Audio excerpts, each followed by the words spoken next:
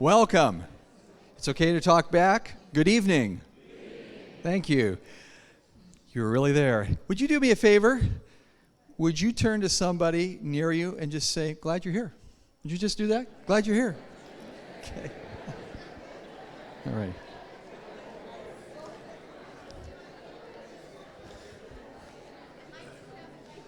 Tony, I'm glad you're here. So am I. All right.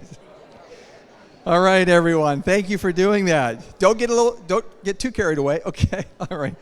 I don't know if you just heard that, but I said, "Tony, I'm glad you're here." Because I can simply tell you, if he wasn't, I'm not doing this, all right? So we're delighted you're here. We are so delighted. We have been planning this. Actually, this is more than just a few months I've been planning this. I first had the opportunity to partner with Tony back in the year, well, way back. And I was a senior pastor in Hinsdale, which is in the suburbs of Chicago, a number of years ago when Tony came and did a presentation in one of my churches. And I have been wanting to bring Tony back to another church, and I am so glad. This is the first time we get to partner together. You are in for a really special treat tonight, and it's not just tonight. I want to sort of burst the bubble of a misunderstanding. It continues for 4 more nights, okay? And each night will be a different area, a different focus in history. And tonight I just want to go over a couple of announcements. Even though we don't have childcare, if any of you, I don't see a lot of kids around here, but we do have some activity bags. See me, I'll be at the back if you'd like something for your children. And just pass the word, we also have children's, we have parent rooms over here on the side, if that works for you. There's speakers in there, and you can actually see the presentation as well. Just want to let you know that tonight is the only night that it's open, is reserved seating. So it's open seating tomorrow night. First come, get the best rows, I guess. So just want to encourage you to arrive plenty of time. Restrooms. If this is your first time in our facility, we have 2 locations for our restrooms. Out this door or out those doors, right here immediately on my left are restrooms. And then following tonight's presentation, I know a number of you will want to huddle up here for a little bit, but eventually we're going to ask Tony to make his way over to our fellowship hall because there we have some wonderful refreshments for you, some beverages and some cookies for you. And Tony will be over there also visiting with folk after the program tonight as well.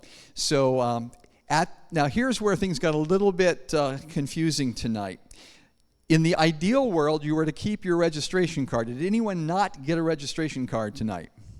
Looks like everyone's covered. So many of you turned those in as you were coming in. It said on there to keep it and give it at the close.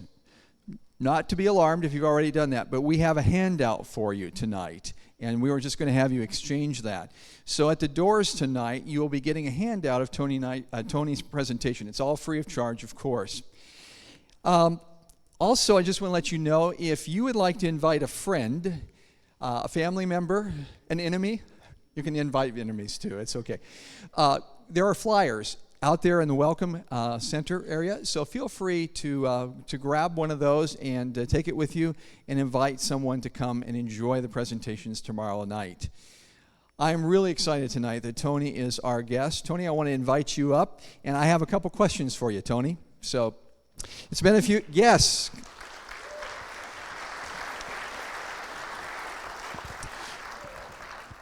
Tony, when were you last in the Bible lands? November. Now, I know this very well because Tony and I are working on all the arrangements for these meetings, and I would get a message from him. I'm descending into the Dead Sea. Not literally, because you don't want to get in the Dead Sea, but going into that area. And so I was playing kind of catch up with him. He would be in different locations. So Tony truly lives what he shares. I read that you have spent as much as, is it 4 years in the Bible lands? Yeah, that's about right, yes. All right. A couple months a year now. Okay, a couple months a year. Does tours. Tony, you have a family. Tell us a little bit about your family. My lovely wife is in Southern California where we live, and we have a son and a daughter in Southern California and 2 beautiful grandchildren. My wife would have probably joined me here, but our grandson was going back to Australia last night, so she was there to tell him goodbye, and I went by to tell him goodbye on the way to the airport to come here. So we have 2 children, and we're very delighted with the grandchildren. That's the best part of life now. All right. And so if you haven't picked up, they're living in California, because I get asked that question, where does Tony live? So Chino Hills. Chino Hills. Anybody know where Chino Hills is at? Okay, see, you're among people who know their geography. And That's right, yeah. All right. So we're delighted that you're here tonight. I want to just take a moment and acknowledge God's goodness. Father in heaven, tonight we're grateful that you have brought Tony safely over the last few months, traveling many miles, but he's here tonight. And we just ask that good things will happen here, for we pray this in the wonderful name of Jesus. Amen. It's all yours, Tony. Thank you, Pastor Ron. Pastor Ron, I appreciate you and your church inviting me to come up here and to share this week, and actually I'll be here next week as well. And so I get to come up 2 weeks to enjoy the rain. It was 75 when I left yesterday and sunny. But, I did a series like this in Southport, England several years ago, and I was amazed that they didn't even use umbrellas. And today I saw people riding their bicycles and playing golf out in the rain, and I thought, good. Anyway, I appreciate you inviting me to come up in your church to host this conference on archaeology in the Bible. And I made my first trip to the Bible lands in 1986. And since that time, I've been over many, many times, and I get to spend time there. We actually make films, so we have programs on the life of the Apostle Paul, on the life of Jesus. They're all filmed on location. We're just getting to the end and ready to release the world of the patriarchs on Abraham, Isaac, and Jacob, and so that's very exciting. We have filmed, and as soon as that's released, we'll be working to release the world of the Exodus. Very interesting to travel through and trace many of those ideas out. And so we do quite a bit in the Bible lands for that. And we started making films back in 2001. And that was an exciting thing to do. Very boring. People always say, we want to go and make films with you. And I said, no, you don't want to do that. We may stand in the same place for 6 hours and get about 30 seconds to use on television.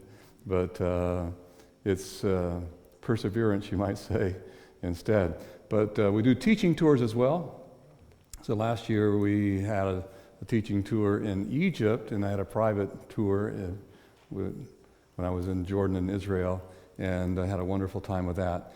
We tend to go and do our tours in the springtime in Israel and Jordan, because that's the best time of the year when it's green and the flowers are blooming and the birds are singing, and it doesn't have a lot of rain, and so a very special time to be there. Well, this program is going to be looking at tonight Egypt in the Bible, and we actually had, as I said last fall, an Egypt in the Bible tour. When I had not been back to Egypt, I think my last time there was in 2001, and then 3 years ago we went and did a film trip. My cameraman had to get special permission from his wife to go. She would not let him go with me to eastern Turkey, but she did let him go ultimately to Egypt, and I had to, anyway, we got the footage we needed up in the area of the Sinai. Very safe to travel there right now, to be honest, especially for Americans. Americans are VIPs. You have to realize that if something happened to you there, they would lose billions of dollars. So where I sit on my bus seat, I've always got a nice security guard with a little machine gun and a couple of clips and satellite, because they do that for every American group that is there. They don't want anything to happen to Americans. And right now, Egypt is wonderful to travel in, and I got so excited because when I did this in Hinsdale, when you were in Hinsdale in Illinois, Pastor Ron, I've revised a lot of my thinking when we actually started filming the world of Joseph and Abraham and so on. So you'll be in for a treat to get some new information tonight. So tomorrow night, we go to Petra. Anybody been to Petra? Oh, wow, anybody want to go to Petra? We all do, right? And of course, Petra became very famous in the Indiana Jones film and the Last Crusade. They were looking for the Holy Grail. But Petra is just an outstanding place. I'm usually there a couple of times a year. Long, hard drive to get there, but so worth it to be there. And then on Monday evening, Jews, Arabs, Christians, and Jerusalem. And so we often forget that many Arabs are also Christians. And so we'll explore the 4,000-year history of Jerusalem on Monday evening, and Tuesday evening in the footsteps of Jesus, and Wednesday evening. So I hope you can be with us. And as Pastor Ron said, there's a printed copy of what we are covering tonight that you can get when you leave if you would like that. My wife tells me that I tend to talk really long, so I tend to cut stuff out, so you'll get some new information probably not in there. There's something up here that on the table. Let me just say a moment about a word about that. These are there's 4 replicas here on the table in the very beginning. Everything else is authentic, and at least as authentic as I can verify it to be. These are lamps. This side of the table, time of Abraham. Down here, the early church, Jesus, Daniel, Moses, Abraham. And then over here is a brick from a pyramid of Senuseret II at a place called Lahun. That means the mouth of the canal. And you listen tonight, and I'll talk about the mouth of the canal and Lahun and why I got this brick. But an interesting thing about this brick, if you look at it, if you come up, and I probably won't be traveling with this brick anymore. I just brought it back in November because it kind of shook a bit on the airplane, and I've got a bag full of dirt. But you can actually see the grass or the straw in it, so it reminds you a lot about the biblical story of the Hebrews making bricks, and they had to get their own straw, remember? So anyway, it's wonderful for me to be able to see the fulfillment of so many of the things that we read about in the Bible. And so we're going to not just focus on archaeology in Egypt tonight, but we're going to also look at archaeology in Egypt and the Bible and where some of the biblical story will focus. So tonight's presentation is actually called Amazing Discoveries in the Land of the Nile.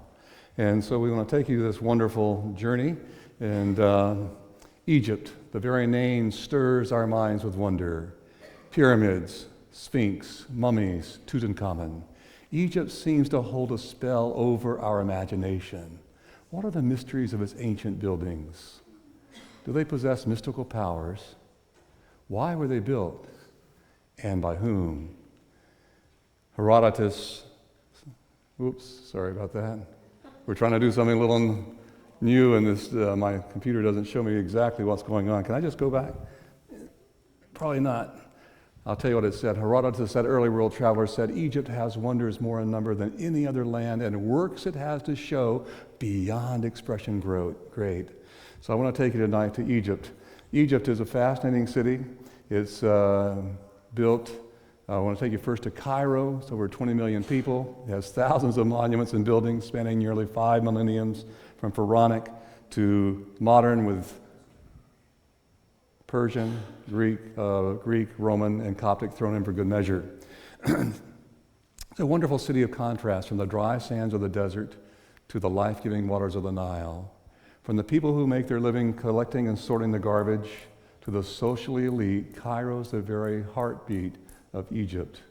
Now, when you're in Cairo, that's always interesting to get around. There's many different options. So traveling is an exciting experience. You can go on the old streetcars and the modern subways. You can take the dilapidated buses or the age-old feluccas. You can take the speedy taxis or the time-honored method of going by foot. Now, each outing can be an exciting and exhilarating experience, like the time I wandered into the Khan el-Khalili Bazaar, where the famous Egyptian cotton fabrics are sold. This truck that we'll see in just a moment could not make the turn down a crowded, narrow street, so a group of men swarmed around and literally picked up the truck and pointed it in the desired direction. Happens all the time in Bellingham, doesn't it? And this guy had the fastest iron in the East. He was ironing the galabeah with his feet, spraying a mist of water from his mouth, and folding it with his hands. I have to say that my favorite activity in Cairo is strolling by the Nile in the cool of the evening. I love seeing the sailors working their boats in the city's skyline at night. And it seems to be a favorite of the locals too, for the streets are always full of Cairoites enjoying their river by the cool of the day. By the way, can I just pause and say that they're building a new capital in Cairo. They're moving all the government out of Cairo. So if you've been to Cairo, some of you been to Cairo? It's really tough. I've driven in Cairo even, but it's really tough. But they're actually moving all the government, so Probably in the next 2 years, maybe the traffic will be a little easier in Cairo. But there's nothing like being there by the Nile. Isn't that a beautiful picture? Well, the Nile has been the source of life for all of Egypt. As Herodotus, that early world traveler, said, Egypt is the land of the Nile, and the Nile is the gift of the gods. And so this river has nourished one of Earth's greatest civilizations for over 4 millenniums. Indeed, Egypt's very existence has always depended upon the Nile. So let's explore that a little bit. You can imagine that Egypt is really like a desert. It's just the Sahara Desert with this river running through it. You kind of got a river around here too, don't you? I guess I kind of got the Columbia running through some of the deserty areas in the northwest.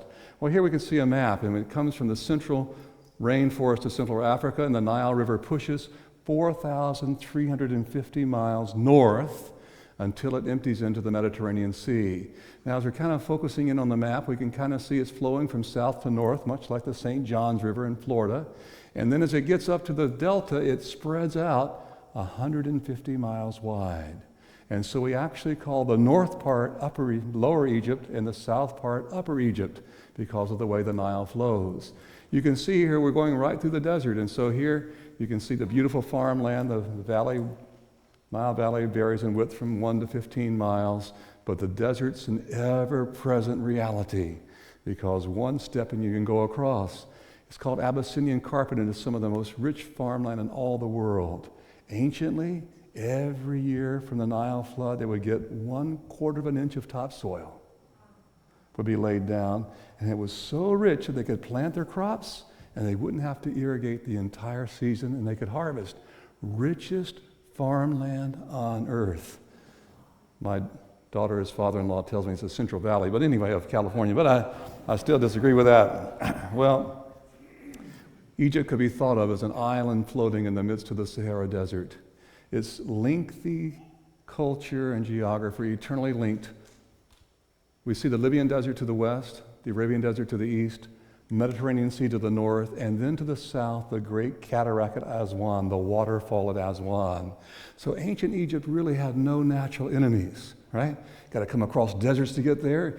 Can't float down your boat, right? And so it was really just isolated, and as a result, it was able to grow and prosper. It didn't have lots of invaders, unlike Mesopotamia, where Abraham came from. Some warlord would come out of the mountains, or one would come out of the desert, and they were just constantly fighting. But this was a unique culture, and so it became the world's longest civilization. So for over 50 centuries, 99% of the people have lived on just 1% of the land. Can you imagine that? 90% of the people, and 99% of the people. And so they're living right along the edge of the Nile. And so the Nile provides this life. Here you can see the valley being hemmed in by the Sahara Desert, but wherever the flood would go, they would be able to have life. And so as I said, it was from 1 to 15 miles, and you can literally step with 1 foot from the black land, we call it Kemet, or the Abyssinian carpet, into the red land of the Sahara Desert in 1 step. And so it is that distinct, it is that line of demarcation, it is that real. And so it's very special to go to. Well, love to go down to Aswan. Isn't that beautiful with the Nile there? And down in Aswan, there was a ridge of granite lying across the Nile River. Now, from that granite, they created the great obelisks and statues. They would ship it downstream, 400, 500, 650 miles downstream, because down in the delta, they have no stone. It's just all topsoil, right? And so they would go down and they would chisel this out. And how would they chisel it out? Well, we'll talk about that in a little bit. But they make many of these early monuments, and they don't have iron tools. They only have bronze tools. So how could they do that? Well, that's interesting. You can see right there that little black diorite. Now, if you want to think it was harder for the Hebrews making these mud bricks with straw down in the delta where you get the sea breeze and you get some shade from the palm trees, imagine being down in the granite quarry mines chipping diorite. Whenever I do teaching tours in Egypt, we go and I have them pick up this and start chipping. How would you like to chip that all day long? Wow, that would be pretty rough, wouldn't it? I'm not saying it wasn't tough for the others. Well, as I said, this is where they got the granite to create these beautiful statues and obelisks that would be erected throughout all of Egypt. they would float these down the Nile. So it's 750 miles to the Mediterranean from Aswan, and so this served as a strategic border fortress in ancient times, protecting them down into Africa. And Aswan has kind of, as you can see, more of an African influence, very Nubian, and it's kind of that border fortress. Today they've built the Great Aswan High Dam, considered by many people to be the 8th wonder of the world. You can see how huge this dam is. And they flooded the land of Nubia, forming a lake that was 310 miles long and 6 miles wide. It's called Lake Nasser.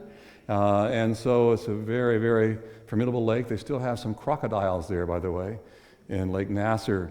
The Nubians have had to take refuge upon the shores of Lake Nasser, along with some of the Egyptian temples and tombs. Now, most of the temples and tombs were lost, but about 14 were saved. The most important one was called Abu Simbel. Abu Simbel is interesting. Abu means father, Simbel, so it was the boy who found it. It was his father's, named after his father's. There's nothing really great about it except for that little detail. And so they actually cut this into over 1,000 jigsaw pieces and moved it 212 feet above its original location, and then reconstructed it on a made-up mountain. When you go in, it's quite interesting to go into this because this was built by Ramses the Great. He had monuments to his glory from Lebanon in the north all the way into Nubia, but he capped his reign with this. I have to tell you that I've been there many times through the years, and I would often go in and try and get a picture. And some days they would not want you to make a picture, and so you'd have to kind of almost slip your camera in, and then you know what they do? They let you take your picture, and then, oh, there's a big fee. If you get caught with this, they're going to take all your pictures away. So every time I slip in, and I'd get this picture here, and the guy over on the left was always in the dark. And I thought, man, he's kind of slipping in. You know what I finally discovered? It's Ptah. He's the god of darkness. He's always in the dark. Oh, boy. I finally paid the fee, and I wasn't having to worry about it, and I still was in the dark anyway. It's kind of interesting. But Ramses the Great, the day of his coronation and his birthday, he had it designed so the sun would actually come in and light up those statues in the back of that room one day a year. I think it's February the 22nd. When they rebuilt it, it's now off by a day because they moved it up 212 feet. But what a fascinating place. We can see all of these incredible things. Here you can see some of the pictures where they're cutting the monuments into these pieces and then reassembling them up on the up above on this reconstructed mountain, you might say. And you can see how big it is. These statues are 65 feet tall. Can you see my wife there at the bottom? She's standing there at the bottom, just barely measuring up to the crown. So incredible place to go down and visit. There she is, a little closer up. As I said, Aswan is a busy, somewhat prosperous city due to the construction of the dam and the industry. Look at the mangoes. You like mangoes? Our Egypt in the Bible tour, we had a doctor on the tour, and he loved mangoes. And this guy, he bought so many mangoes that they were having the chefs every day for lunch and dinner prepare us mangoes. So it was really great. Some people got a little sick, but it was really great. Anyway, you can kind of see the Nubian influence. Now, I like Aswan because when you're in Cairo, there's 20 million people. It's just bustling. Luxor is just bustling. And this is still kind of has the characteristics of a smaller village. Well, out from Aswan is this place called Elephantine Island. Some believe that rocks are out there that look like an elephant's face. It's very interesting to go out because there was a temple out there. You can see my little thing isn't working too good with the green on the thing, but anyway, you can kind of see the little inscriptions on it. But out there is something called the Nilometer, and I want to tell you about this. You can see how the Nile goes up and down. And today they have locks in these dams and so on, so they can have river traffic all year long. But they'd walk down that, and they'd be able to go down to the bottom. When they got down to the bottom, there would be markings, and they could examine the markings to determine how severe the flood was going to be. So it was really a gauge, you might say. Can you see the markings there? So these markings are used by the ancient Egyptians. They're used by the Greeks and the Romans, the Copts, and by the Muslims. And so they could read that and predict the harvest and thus, can you guess, levy taxes based on what they anticipated the coming harvest would be. And there you can kind of see even some of the more modern ones over there from the Muslim period. On the northern part of the island is a beautiful hotel. I actually used this past November, the Oberoi Hotel. And you step across the wall and you're back in time into an ancient Nubian village. People are really lovely and nice.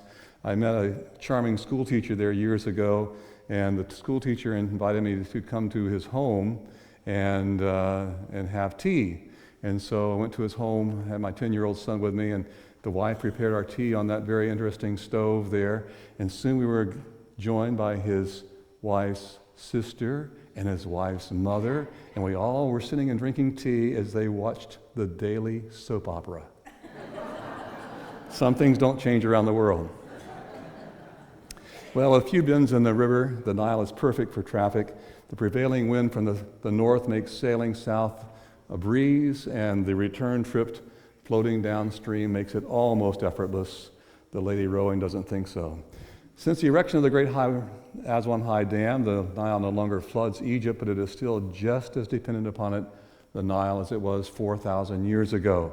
I love the little things with the donkeys. You don't see that too much, but here you can see that everybody has to come and get their water from the Nile. They put it into their tanks. Some are taking it by tractors. Some are taking it by donkeys, but they got to do it.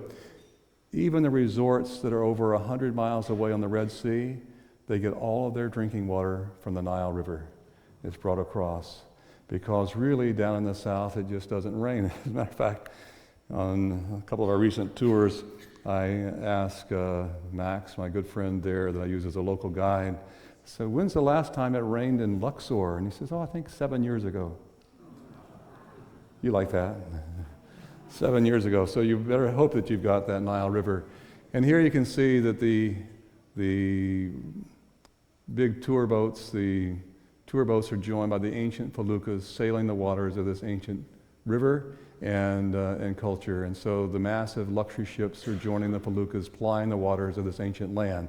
There are roads paralleling the Nile, and there's railroad tracks paralleling it, but this is what it's really about. Well, 3 remarkable facts stand out about Egypt I want to talk to you about tonight. The first is it's a dry climate. It's so dry that things formed thousands of years ago have been preserved. The second is that writing preserved a record of what they believed. And the third is that they portrayed their life in their art. And so as we look at their art and their drawings, we get a glimpse into what life was like thousands of years ago in this ancient land.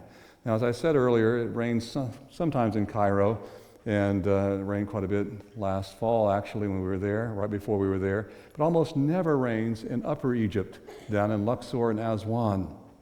7 to 8 years. And so this remarkably dry climate preserves the past so we can look back and see what it was like. And so we see the mummies. And so their skin and hair is still there. This lady still got her perm, right, that she got. And but did you know that there are bodies of people who've been perfectly preserved who are never mummified? This man was named Ginger because of his hair color.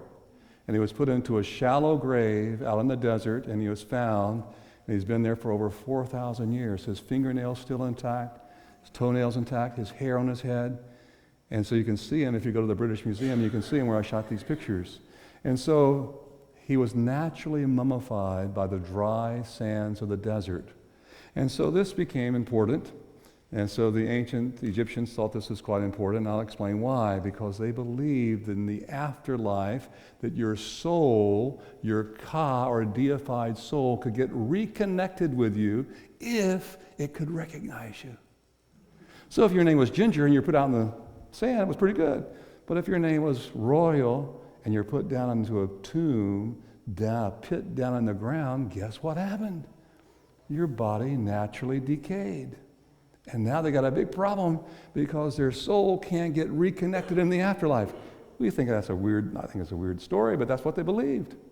And so they began to bury the royalty and the nobility down in these coffins of stone and pits in the ground, and they decayed there. And so this became a real problem. And so they had to develop a way of preserving the look of the body. And that's why they developed mummification. Okay?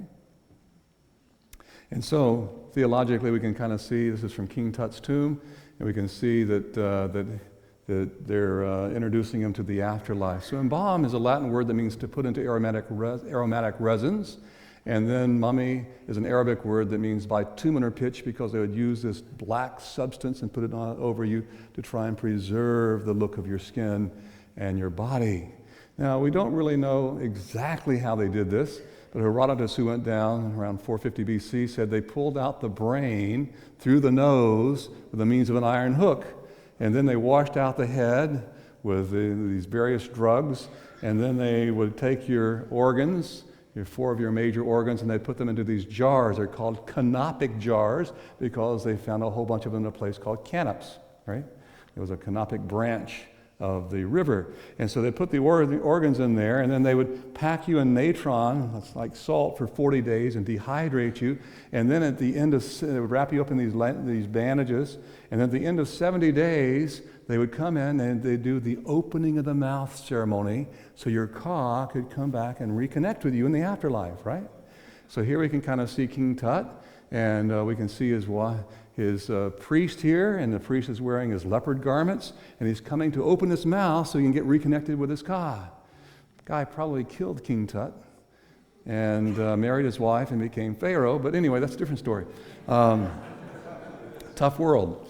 But anyway, it was all about getting reconnected. You can see that King Tut is in white, right? And so that's his afterlife depiction. Well, the development of writing has preserved a record of what Egyptians believed, and tourism's been a big business for over 4,000 years in Egypt. So people have been going there and looking, and they, in the past, they could read all these writing. When Herodotus went down, they could read the hieroglyphs, but when Napoleon went down, he looked in vain at this and said, what in the world? They couldn't figure out what this was. While Napoleon was there, he said this by the Great Pyramid of Cheops: soldiers of France, 4,000 years of history looked down upon you. But all as they looked at it was all in vain, because they could not read the writing that was there on those temples and tombs. Same writing that Herodotus saw, but they had no idea what it meant. It is quite fascinating to read what they thought it meant, and all these weird, almost occult-like things that they thought it was saying, but they had no clue. And so they looked in vain at this and wondered what was going on. What was going on? Well, hieroglyphs was an interesting, it means sacred writing, and here's a beautiful example of that. And so they would actually use the rebus principle.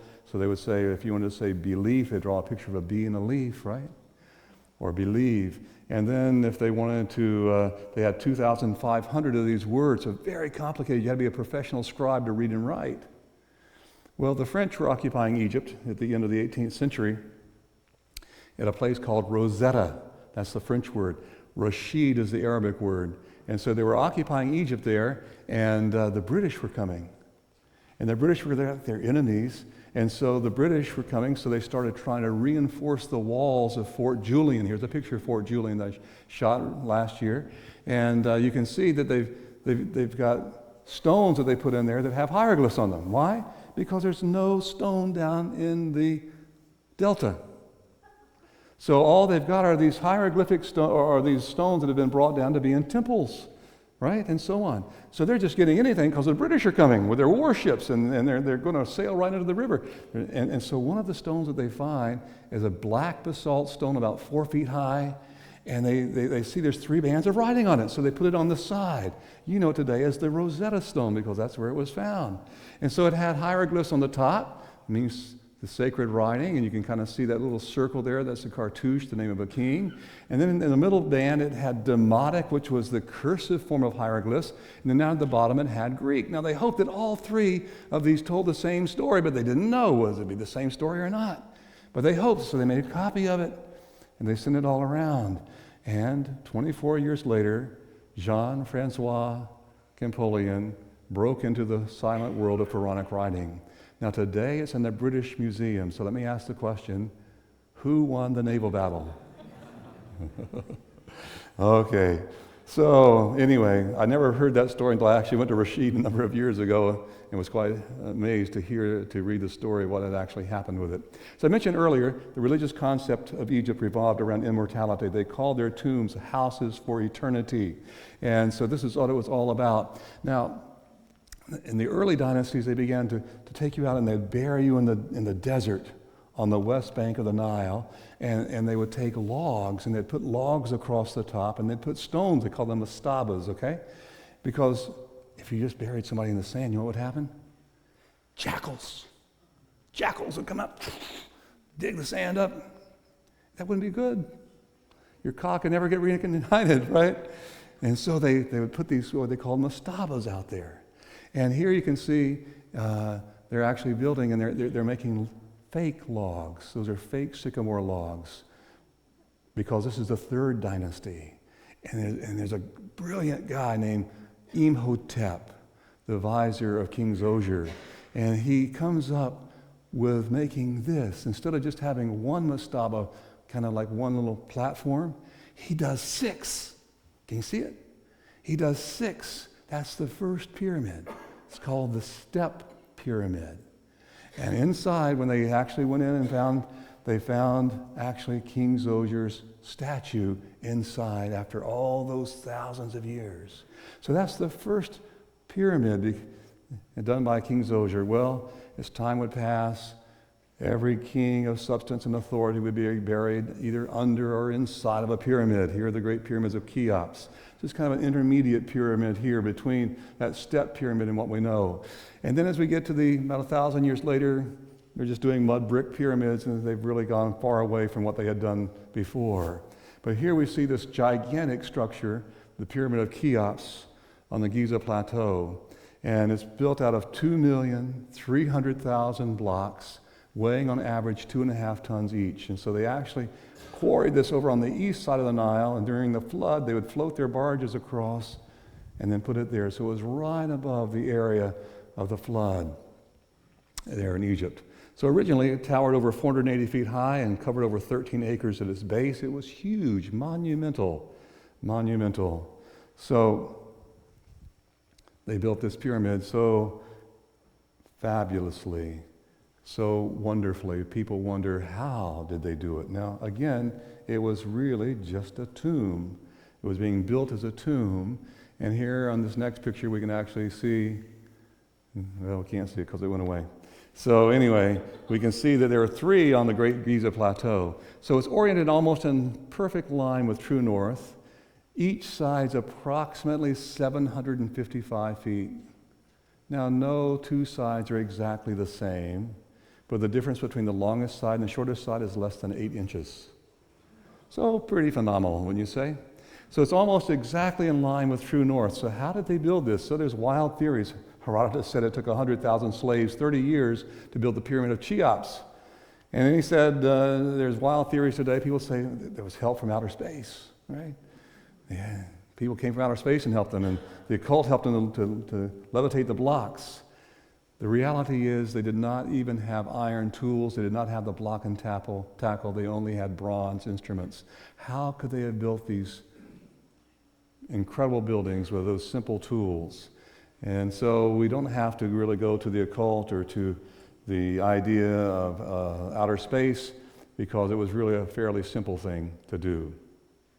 They chose an area that was above the flooding area of the Nile, and they quarried their blocks, and they were able to just dig their trenches, and then if you take the water in the trench, you can see it's got a slight deviation from true level, and that's about the same deviation you'd have from the wind blowing. They line it up with the circumpolar stars, and that's how they did it. Well, in this picture, you can see the 3 pyramids of Cheops. We can see Cheops over on the right and Khephren in the middle. Khephren looks taller than his father's over here, but it's because it's built on higher land. He would not dishonor his father in that way. So why did Herodotus exaggerate the labor force so much? What was going on with that? Well, I want you to think about this. The pyramids for Herodotus were older and further away from him in his day in 450 BC than the Colosseum in Rome is from us in our day. They're really old, is what I'm trying to say. They're really, really old. And he met these would-be guides that portrayed themselves as priests, like this guy I met one morning. I was out trying to get a picture of this stele, because some people think it has something to do with the 10th plague. And so I was trying to go out very early in the morning, and I met this guy one night and talked with him quite a bit. And he said, you know, there's a secret meditation room inside the Sphinx. I said, I've never heard of that. He said, yeah. He said, I'm willing to take you in there in the morning, early in the morning. You just have to give me $100 tonight. Yeah.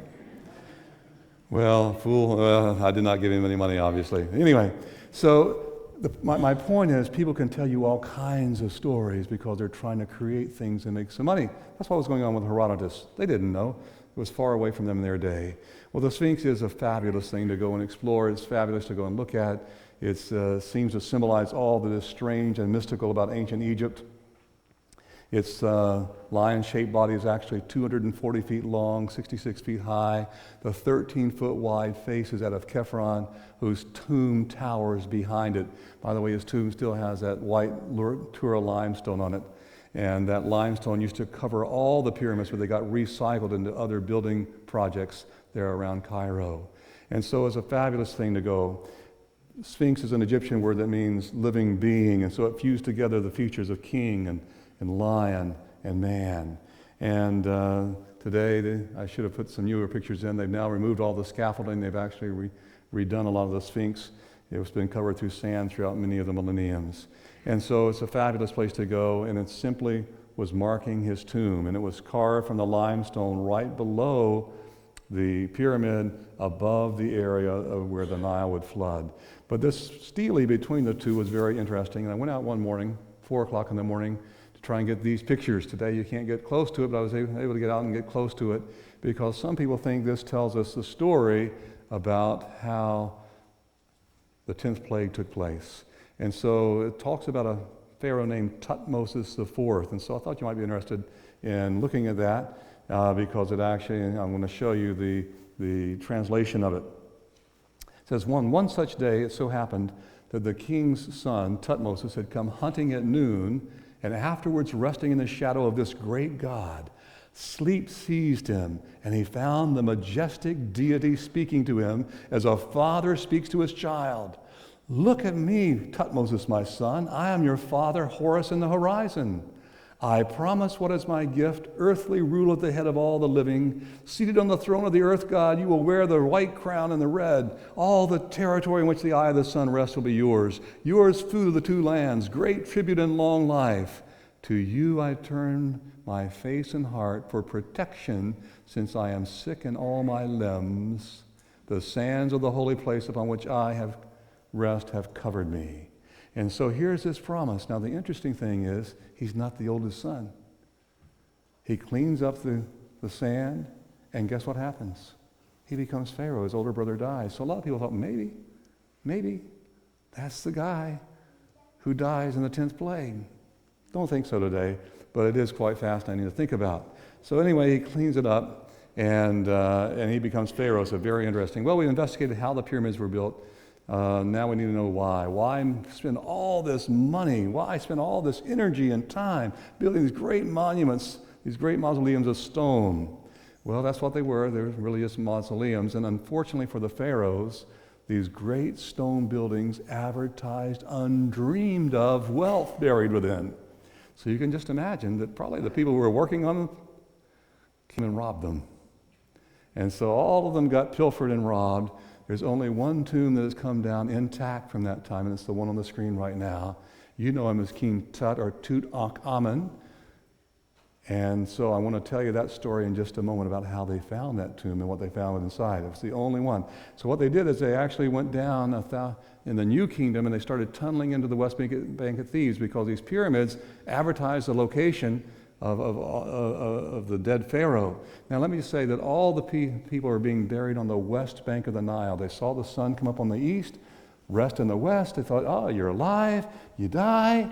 And then they thought, you'll come up in the morning, right? So they saw this cycle of life, and so they're very, very static world. As a matter of just desert to the east, desert to the west, a river going north and south, wind blows from the north, current goes from the south, very, very static world. So they bury over there. As I said, grave robbers came and pilfered these tombs. And so they began to go down to Luxor in the New Kingdom. And down in the New Kingdom, they began to tunnel into the West Bank at Thebes. And so they try and tunnel in, but you know what? There's just too much money down there.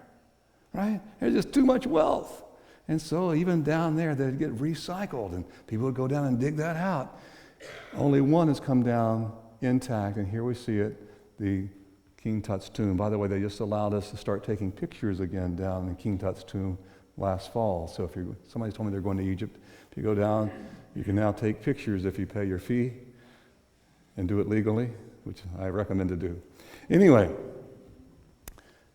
before I tell you that story, I want to explore the story of Joseph for just a moment. Now, many of you are familiar with the story of Joseph in the Bible, and many people wonder, is that really true? That was a long time ago. Is there any evidence of that? Remember, Joseph had a dream about, or the Pharaoh had a dream about, what was it?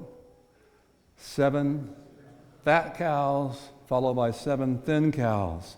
And Joseph is in prison still, and remember the story? And so he comes in, and this is what it says. God has shown Pharaoh what he's about to do. 7 years of great abundance are coming throughout the land of Egypt, but 7 years of famine will follow them. Then all the abundance of Egypt will be forgotten, and the famine will ravage the land. Well, Pharaoh listens because he knows that there was a time called the intermediate period when chaos ruled the land. After the building of the Great Pyramids, they kind of fall into collapse and chaos. I think it was probably twofold. I think they spent all their resources building these great big stone buildings to bury their kings. And then they didn't really insulate the country, and then there were famines. We often think there was only one famine in Egypt, and that's the one in the Bible. No, there are a lot of famines in Egypt. And so it goes on to say, Pharaoh listens and says, wow, that's interesting. What should we do? So what does Joseph tell him to do? Let Pharaoh appoint commissioners over the land to take 1/5 of the harvest of Egypt during the 7 years of abundance. They should collect all the food of these good years that are coming and store up the grain under the authority of Pharaoh to be kept in the cities for food. This food should be held in reserve for the country to be used during the 7 years of famine that will come upon Egypt, so that the country may not be ruined by famine. Now remember, richest farmland in the world, most productive place to live in the entire world is in Egypt, and now a famine's coming. By the way, where do people go during famine in Bible times? To Egypt. Even though it's bad there, it's worse everywhere else. So Pharaoh said to Joseph, I hereby put you in charge of the whole land of Egypt. Then Pharaoh took his signet ring from his finger, put it on Joseph's finger. He dressed him in fine linen and put a gold chain around his neck. He had him ride in a chariot as his second in command. That's Genesis chapter 41. What a fantastic story. And so he pays attention. He puts Joseph in charge. Bible chronology places this during what's called the 12th dynasty of the Middle Kingdom, during the reign of Sennacherib II, whose brick is right here. Okay? That's why I brought that brick. In the 19th century. Now this is an interesting thing. This is from that very time period, and you can see that these guys are not Egyptians. They're Canaanites. They're coming down, they're dressed with little funny beards, and they're dealing with animals. Egyptians have the richest farmland in the world. They don't deal with animals. They're not shepherds walking around in desolate places. They're farmers. And so now we can't say that's Jacob, but it certainly parallels the story of Jacob, and it's from that very time period coming down. We find it in a tomb called Beni Hassan down in a place called Armana. So it certainly parallels that. So the question is the story of Joseph a Jewish myth? Fair question? Well, they have not translated very many things that have been found, but they've translated a few things, and they found one of these down in Aswan, and look what it said.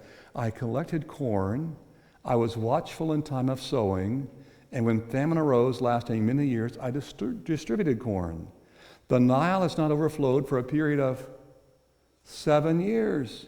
Herbage fails, the storehouses were built, all that was in them has been consumed. Now, I can't say that that's Joseph. It doesn't say Joseph, son of Jacob, grandson of Abraham. It doesn't say that, right? But it certainly parallels the story and gives us a window into that. So if we're right, then Joseph would actually be during this Pharaoh, Sennacherib II. And Sennacherib II, here you can see his pyramid, and say, that doesn't look very much like those other pyramids.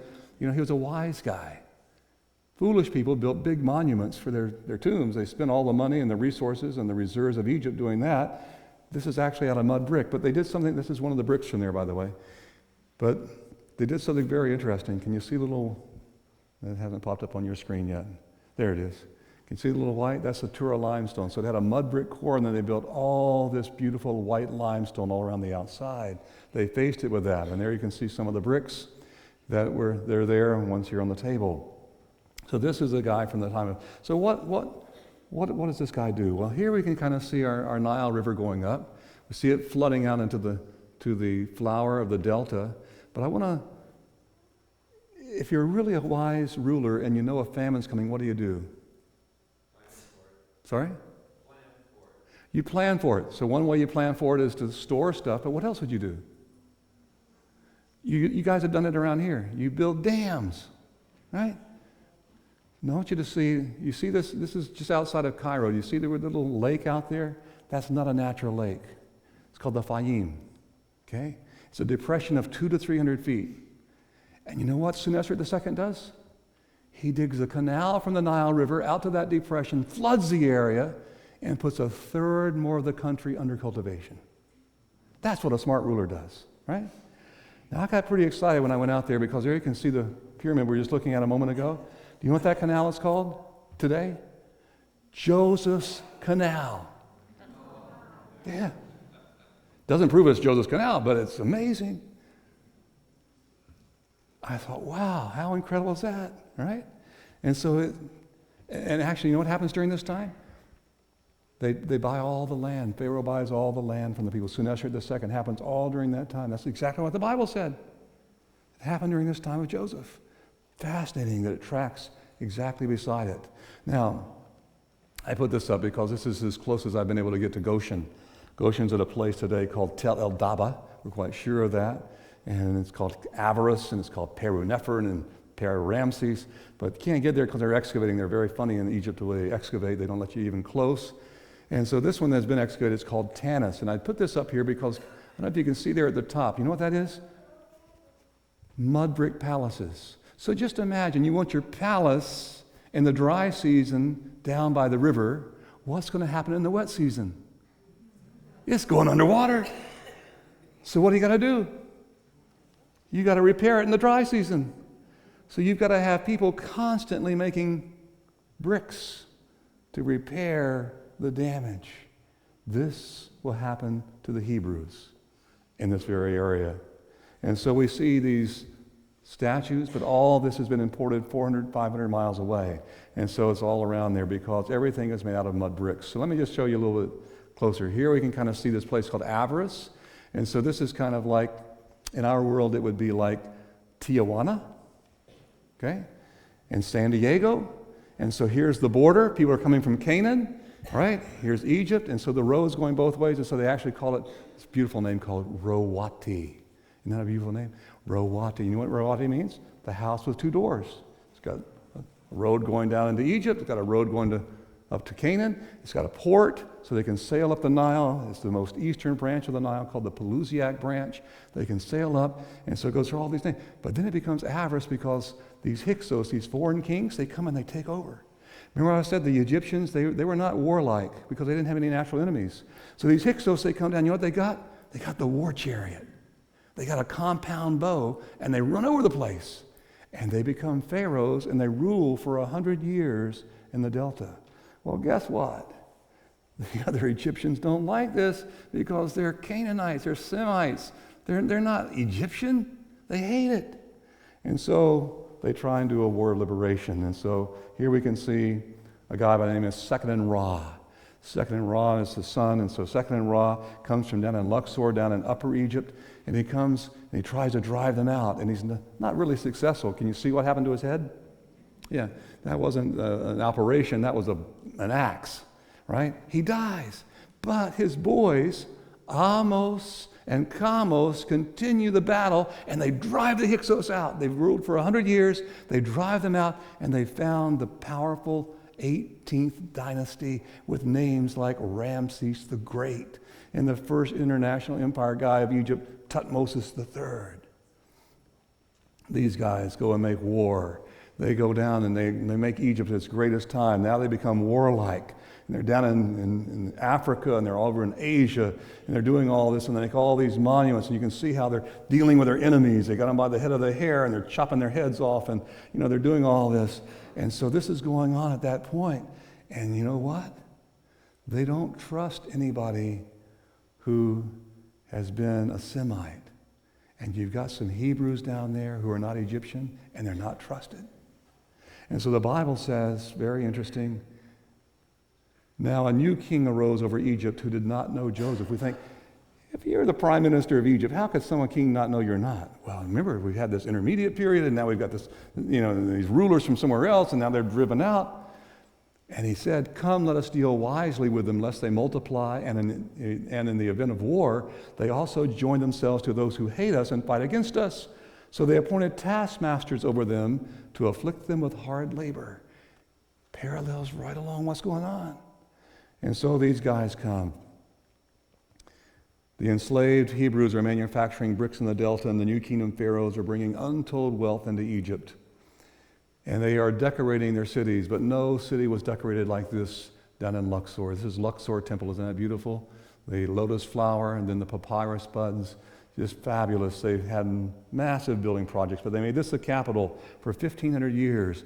Here we can see Ramses the Great. He kind of claims to have built all of this. He only built a little bit of it, but he has all these beautiful statues around him, and Ramses is this really, really great guy. He has 2 big obelisks out of granite from Aswan, and they were standing there. Today there's only one. One decorates Luxor Temple, the other is there in Paris. And so it's a fabulous place, wonderful place, but this is a small temple in town. Luxor has the big temple, the biggest temple in the world is here at Karnak. 3 kilometers away, 1.5 miles away. Isn't that a fabulous place? That's just the pylons as you go up. As you come by, it's called the Avenue of the Sphinxes. These sphinxes used to connect all the way back to Luxor Temple, 1.5 miles down the river. They're actually rebuilding that right now, by the way. And it's quite exciting. So as you're going down, you go in, and Ramses again said, I built all this. Well, he didn't really build it at all. We go into the Hippostyle Hall, and these capitals on top of these columns, large enough for 100 people to stand upon. Yeah. Still carrying these 7-ton beams, just phenomenal. Like a forest, like a Washington State forest, right? Big trees. These are big granite trees and limestone trees going up. And then you can see the sacred lake that is there. And so this was the largest outdoor temple in the world. Here you can see the scarab beetle. They looked at the scarab beetle and they would see it rolling its dung, the dung beetle. They see the babies coming up, and I don't know, believe it or not, it became a symbol of the resurrection of life, afterlife. So they started worshiping the beetle. And so we see these rings of beetles, and they started putting beetle pendants on and all of this. And it's just a fabulous place when you're there. Look at the color. You can still see the color there in some of the lotus flowers that they're decorating.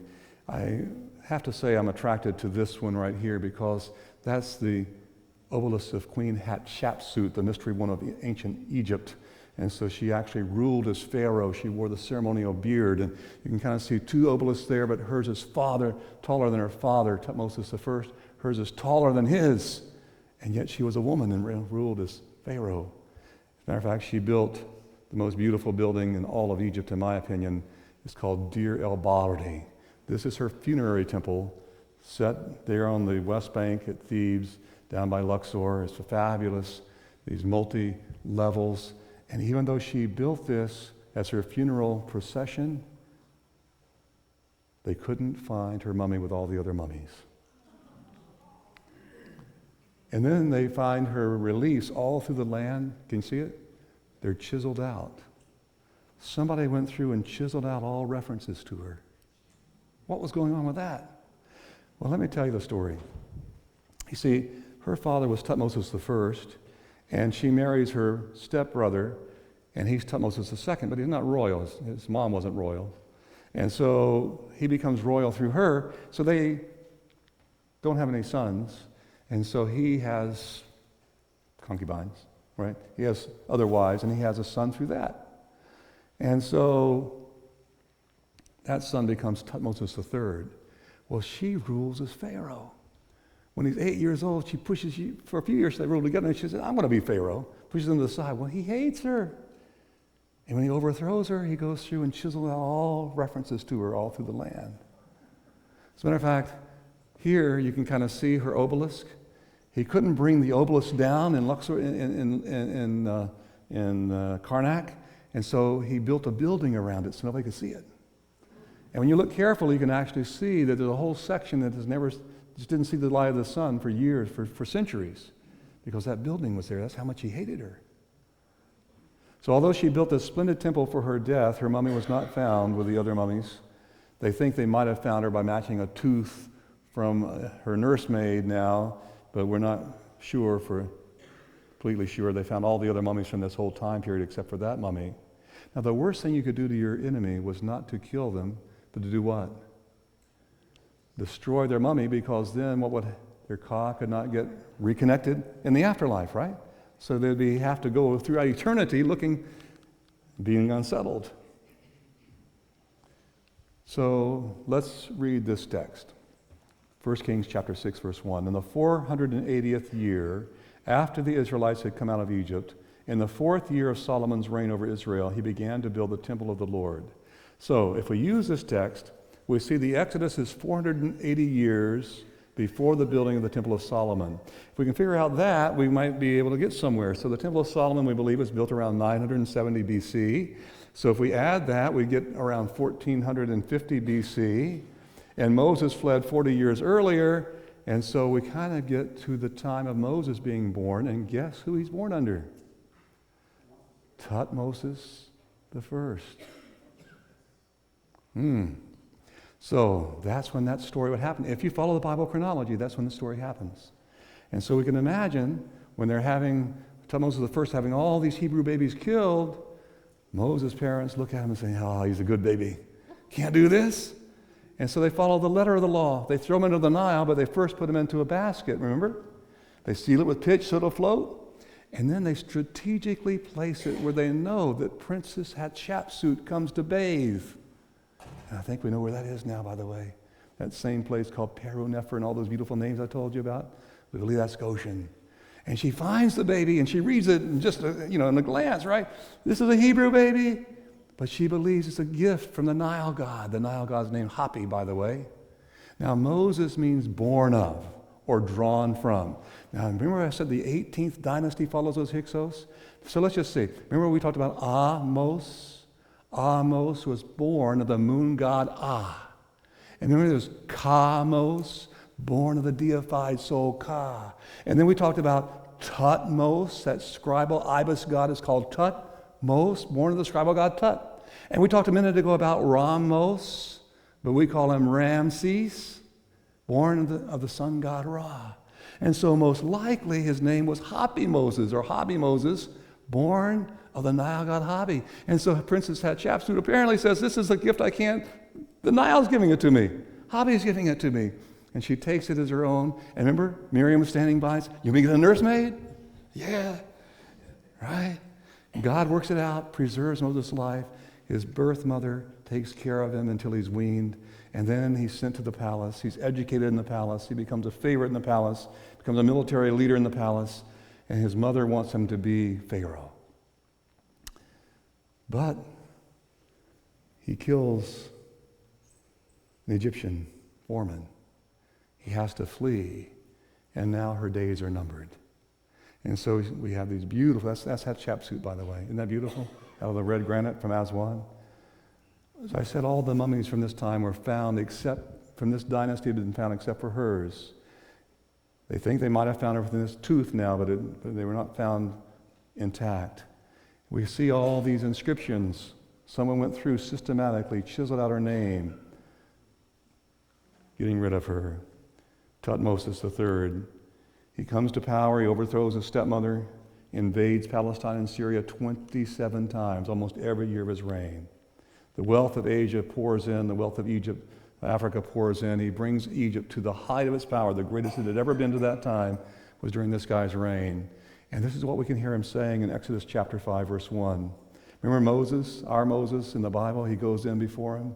Probably right there. We think we've even found the palace now. A place called Peru Nefer. Wow. Anyway, it means beautiful voyage. Who is the Lord that I should obey him and let Israel go? I do not know the Lord, and I will not let Israel go. Listening between the lines, I hear him say, Brother Moses, you had your chance, and you blew it, and now I'm the sole ruler of all the earth. By the way, we They tell us he died March 17, 1450, that he was at least 60 years old when he died. So let's say that is true.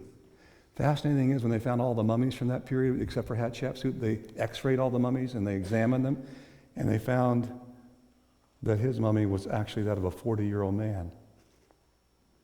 Interesting. And what time of the year is Passover, by the way? When the Pharaoh drowns? Spring. He dies when? March 17. So it seems to fit. He's the likely candidate. If he drowns in the Red Sea, you're not going to go back without a body. And so apparently they get a body, and nobody knows until they examine the mummies. Right? Fascinating, isn't it? So it seems to track along in parallel. And yet there's a penetrating insight into the Moses that's given to us in Hebrews chapter 11. It says, when Moses had grown up, he refused to be known as the son of Pharaoh's daughter. He regarded disgrace for the sake of Messiah as of greater value than the treasures of Egypt, because he was looking ahead to his reward. Why does Moses, our Moses in the Bible, leave Egypt? He's looking for a better, what? Really? Can you imagine if he'd have been a teachable and pliable student of the priest? Can you imagine having that for your funeral? Wow. But he rejected that.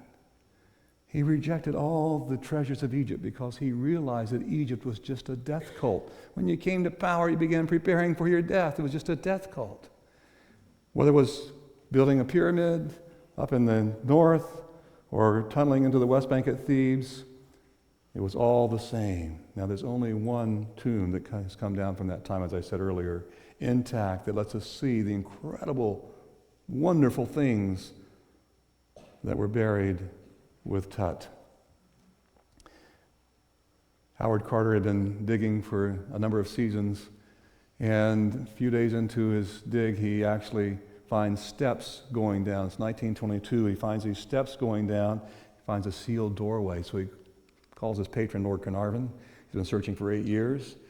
Carnarvon arrives November the 26th, and they breach the lower door, as you can see here in the pictures. It's just incredible.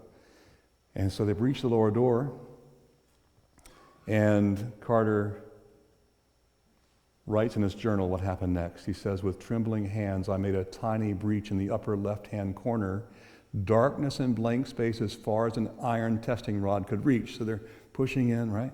Candle tests were applied as a precaution against possible foul gases, and then widening the hole a little, I inserted the candle in and peered in. Can you imagine the drama? Lord Carnarvon standing anxiously beside me to hear the verdict. At first I could see nothing, the hot air escaping from the chamber causing the candle flame to flicker.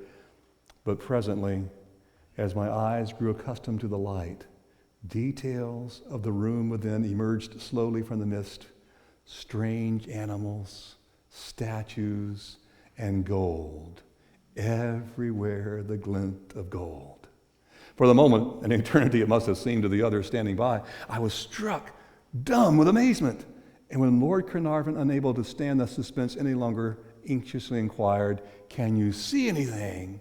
It was all I could do to get out the words, yes, wonderful things.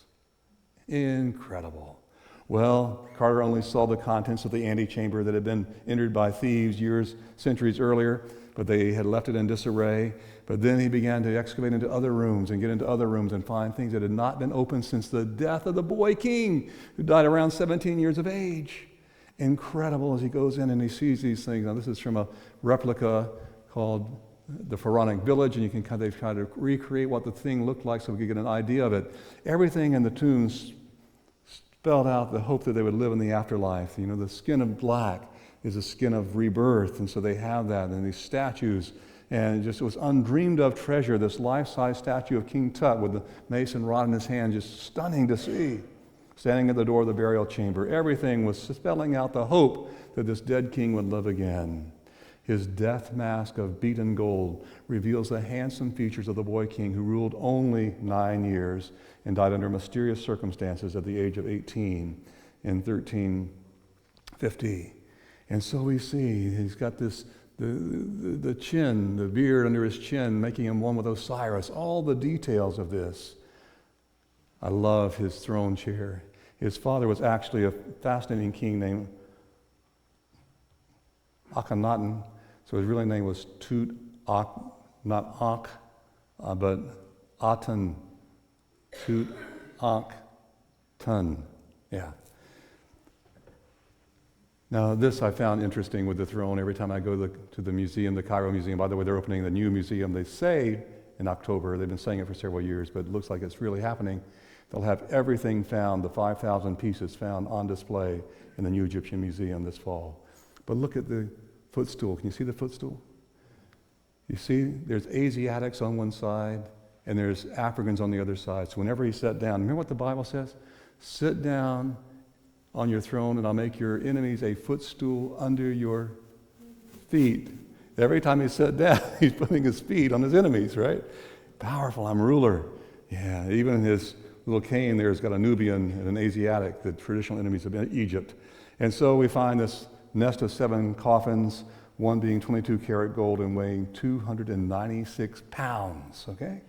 Incredible. And this is the funeral procession that Moses turned away from. Everything was spelling it out. Over 143 jewels over his body, effigies of gods and goddesses, the jewels, the chests, the canopic jars, they're just stunning, the jewelry. It just goes on and on and on, what was found there. Over 5,000 pieces, I said, they'll all soon be on display in the Cairo Museum. Fabulous daggers, little fingernail clips. In case your fingernails went away, you can put those gold ones on. And this beautiful pillow. I'm glad I don't have that tonight. But that is a pillow. And here we can kind of see the canopic jars. And again, we think about Moses choosing to turn away from the treasures of Egypt. Why? Because he preferred a different reward. Why would anyone turn away from a funeral like this? Because this belief in Egypt of the Ka and the Ba was just a myth. That's what he believed. And you can see the Ka and the Ba there. They're kind of these bird people standing there next to him. Moses had learned about the true God from his mother when he was being nursed by her. And he came to believe in the true God and turned away from the fables of Egypt. The words of the 49th Psalm summarize the reason I believe that Moses left Egypt. And I'd like to share that with you tonight. Do not be overawed when a man grows rich, when the splendor of his house increases, for he will take nothing with him when he dies. Though while he lived, he counted himself blessed, he will join the generation of his fathers who will never see the light of life. For all can see that wise men die and leave their wealth to others. Their tombs will remain their houses forever. But God will redeem my life from the grave. He will surely take me to himself. Join me as we pray together. Eternal God, I thank you tonight for the opportunity we've had to travel through Egypt, to visit the wonders of Egypt, to survey this great, lengthy culture, to discuss it, and then to look and see where the biblical story would fit. And it's amazing to see how it fits. Thank you for these confirmations and affirmations that we can have through archaeology of so many things that have happened to bring our story to life for us today. I pray that you help us, like Moses, to make choices that honor you. Help us to make choices that will bring honor to you and will bless our families, just like Moses has blessed us for the choices he made long ago. So I pray that you'll bless each one of us as we leave this place. May you be in our presence and be with us each and every day, is my prayer in the name of Jesus. Amen.